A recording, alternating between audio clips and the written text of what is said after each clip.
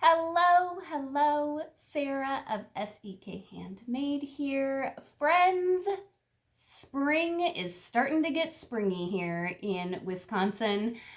We don't have flowers popping up just yet, but the weather has definitely taken a turn, and instead of snow, we're getting rain now.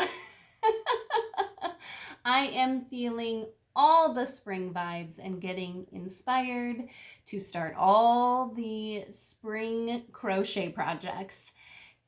In the past, I have been very tempted by all the new patterns that come out as a season changes. I have purchased more than I could ever possibly make and started many projects on a whim, only for them to end up in the corner in my whip pile, not getting completed. So today what I want to do is I want to help you find the perfect spring crochet project so that you can start it, you can love it, and you can finish it. To help you do that, I have 3 S's that I'm going to share to pick the perfect new project. The very first thing we are going to do to find the perfect spring crochet project is we are going to set our intention. Why is it that we want to start a new project?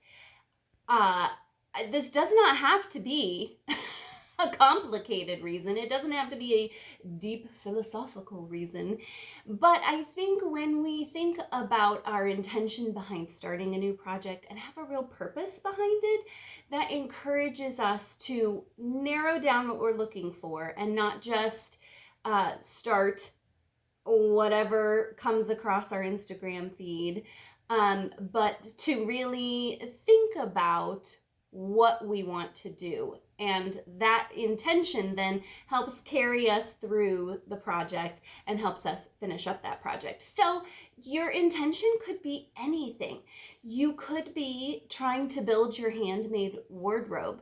You could be trying to fill in a gap in your wardrobe, even if you don't have the goal of an extensive handmade wardrobe. You may think, gosh, I don't have a really beautiful spring top. And so my intention is to make myself a spring top that I will love and wear. Or you might be thinking even a little further down the line and saying, I don't have a swimsuit cover for this summer, and I know it's going to take me a little longer to make. I want to make a swimsuit cover so that I'm ready for summer. It could be that your intention is to make a gift. I know it seems crazy, but the end of the school year is going to roll right along here. It'll be here before we know it. So maybe your intention is to make some teacher gifts for the end of the year. Maybe you have weddings coming up and you have a special wedding bride and groom, or just bride, that you are close with and would love to make a handmade item for. There might be birthdays coming up, someone special that you'd like to make something for. Maybe your intention is simply that you are feeling, with the change of the seasons and the freshness of that you are ready to learn a fresh new skill. If you want to learn a new skill, the pattern you purchase might be totally different than if you're wanting to make a gift or make a handmade garment for yourself. So having those intentions set can really help guide you in a more specific direction. I know a lot of people maybe have a little bit of a yarn stash that they're looking to dive into instead of purchasing new yarn. And so if your intention for a new spring project is to use some yarn that you already have, that can also guide you into the direction of the perfect spring crochet project. My second S for you for finding the perfect spring crochet project is to seek joy.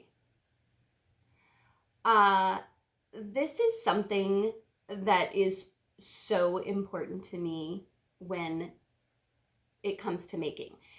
If crochet is our hobby, we want to enjoy it, right? It's something we use to relax ourselves and to bring us joy.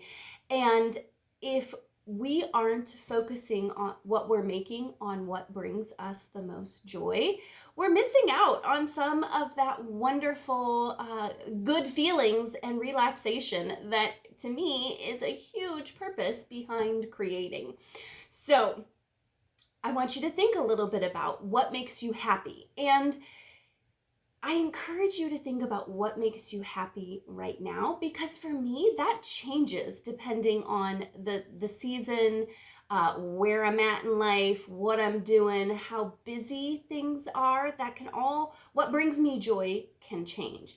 You might have noticed I am a person who enjoys very bright colors.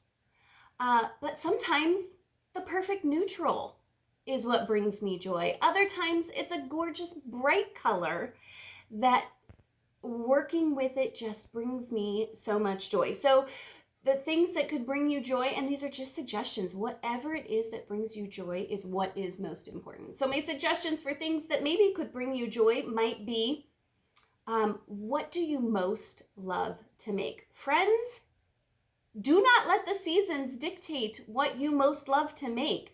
If you are coming into spring and all you can think about is fun new hats, make a hat. It doesn't matter if you're not going to wear it in the summer, or if temperatures are already warm enough in your area to not need a new hat. If the thing that makes you feel joy is making a hat, make a hat. Whatever it is that brings you joy. So what's your favorite item to make? It might be jewelry. It might be garments. It might be blankets. And if a giant blanket is what brings you joy, even as the weather warms and you need to like sit in the air conditioning to make it all summer long, do it. Whatever brings you the most joy. I find, especially as seasons change, I am really drawn to a specific color.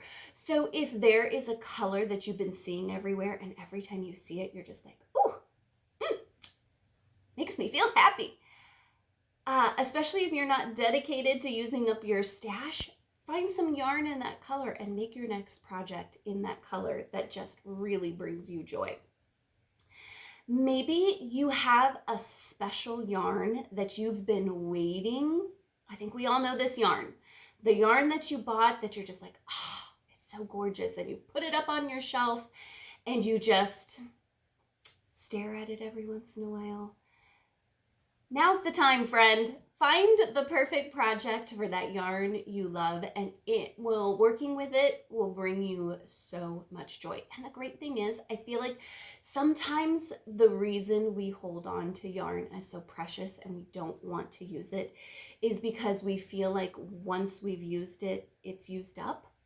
Or there's fear that we might make it into the wrong thing. The great thing about yarn is, if you take that special yarn that you've been holding on to and you make it into a shawl, and the shawl gets done and you're like, it's okay, but it's not that amazing thing I wanted it to be, you can take it apart and reuse it. It's not like baking where you throw stuff into the bowl and mix it up and stick it in the oven, and it, like, you can't take the vanilla back out of the cookies that you made, no matter how gross the cookies are. You can undo the yarn and reuse it. So I encourage you, if you have something you've been waiting to use, maybe now is the time to dive in, especially if when you look at it, it brings you a lot of joy. And then you can also think about, and like I said, don't feel pressured by this, but with the seasons changing and weather warming up, maybe try to think about if your routine is changing. If you're a mom and kids have been at school and you've had, time to sit at home a lot and work, but now with kids being out, it's going to be a lot more going to the park, going to the pool.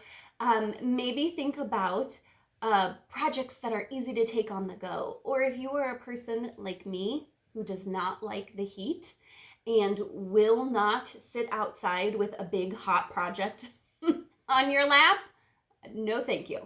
I love to look for smaller projects to do as the temperature's warm. Those bring me much more joy because I'm not, I don't feel oppressed by the heat and the weight of a big project like that. So that's another thing to consider about what might bring you joy in your project. My third S in finding the perfect spring crochet project is to search carefully.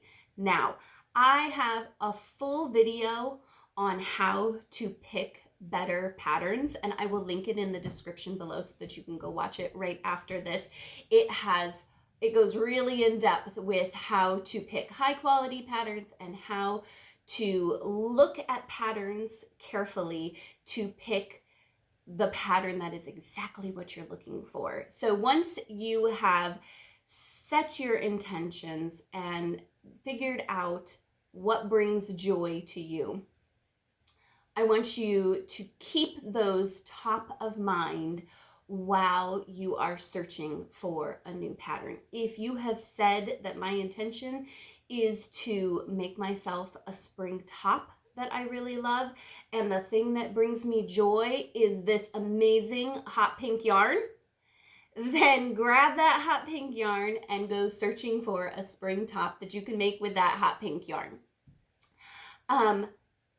Just real quickly, keep those things top of mind. Also, I encourage you to look really critically at patterns. It's easy to just glance at something and be like, oh, that's the thing. I encourage you to take some time to look really critically at the pattern. And as I said, I go way more in depth in my other video about how to do this, but just really look at the pictures, look at the pattern details. It's easy, I think, to look at a pattern and say, oh, I'm gonna make that, and then realize that after you've purchased the pattern and like opened it up that, oh, it's made in a yarn weight that I have a hard time finding. Or I wanted to use this hot pink yarn and that's fingering weight yarn and this calls for a DK weight. So look really closely at the pictures, especially for shaping, to make sure that it's really something you're going to A, enjoy making, and B, enjoy using and wearing. The other great quick tip that I have is to, on Ravelry, look at the projects associated with a pattern. That can give you some different views of a pattern, as well as what different people of different skill levels, what their final products have looked like, and how different body shapes can look in those patterns. Etsy, which is another really popular place to purchase patterns, does not have the exact same thing, but in the video about how to pick better patterns, I do show you where to look on Etsy to see if there are reviews of that specific pattern, which can help give you an idea of how other people felt about working that pattern. If your intention is to stick to using yarn in your stash, I want to give you the quick tip that on Ravelry, you can search for patterns. You can really narrow it down. You can search for patterns that use a specific yarn weight. You can have a range of yards. So you can say, I'm looking for a pattern that uses around, 230 yards of a DK weight yarn. And so even if you don't prefer to purchase your patterns on Ravelry, that can be a great resource just to search and find a pattern that might best fit what your intentions and joy have led you to. Thank you so much for joining me today. I hope you have found these tips on how to find the perfect spring crochet pattern helpful. I hope that you find a really great project to get started on that brings you just the most joy and pleasure as you work. I wanted to let you know that below this video in the description, I have some links, including a link to a free printable, just a little journal page to help you step through those 3 S's and find the perfect project. All you need to do is go to my blog post about this, and right in there will be a place for you to enter in your email address, and then the free printable will be sent right to your inbox. Thank you so much for joining me today. As always, it is my intention to give you the tools you need to grow confidently as a crafter, and I hope that this video has done that. If you feel like it has, I would love it if you would subscribe to my channel so that each time I share new information, you can be the first to know about it. I would love it if you would turn on notifications so you don't miss out on those new videos, and like this video and share it with somebody else you think might be interested in finding the perfect pattern for spring. Happy crafting!